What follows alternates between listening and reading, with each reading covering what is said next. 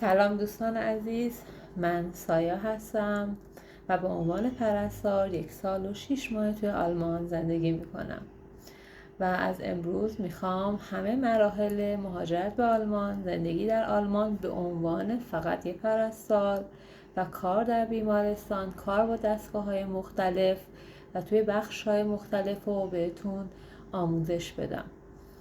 توی اینجا دستگاه هامون یه ذره پیشرفته تر از ایرانه، چه دستگاه دیالیز چه پرفیوزر، و در مورد گزارش پرستاری نوشتن توی بخش و مواردی که باید یادداشت کنید، چطوری درس بخونید که توی ایران نه، واسه بدو نه، توی آلمان تا توی امتحان قبول بشید، چه مواردی چه کتاب‌هایی به دردتون میخوره که ای خواستید مهاجرت کنید الان به عنوان رفرنس زبان آلمانی حتی میتونید ازش استفاده کنید. حتی به جای اینکه بخواید کتاب‌های تخصصی یا کتاب‌های داستان بخونید میتونید از اونها استفاده کنید. کتاب داستان بهتون معرفی میکنم و همچنین یه ذره در مورد حال و هوایی که توی آلمان هست، در مورد همکارا و اینکه چطوری میتونید اینجا توی مراکز مختلف درخواست بدید راهنمایی میکنم.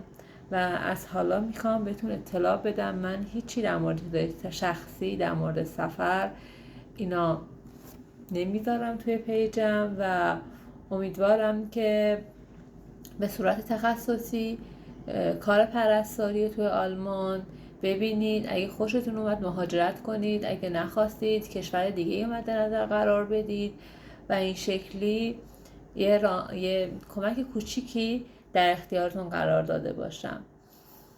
اولین پست من توی روزای خیلی خیلی بدی توی ایرانه، خیلی بد، و تنها دلیلی که خواستم توی این روزا شروع کنم به گذاشتن پست یوتیوب این بود که یه ذره تمرکز داشته باشید، یه ذره به آینده امیدوار باشید. اگه داشتید زبان میخوندید، اگه تو راه مهاجرت بودید، اگه هنوز قصد نداشتید و این شکلی امیدواری خود رو حفظ کنید. و البته بهترین راه توی دنیا اینه که آدم بتونه تو کشور خودش بمونه، ولی خب اگه نشد بدونید چی در انتظارتونه.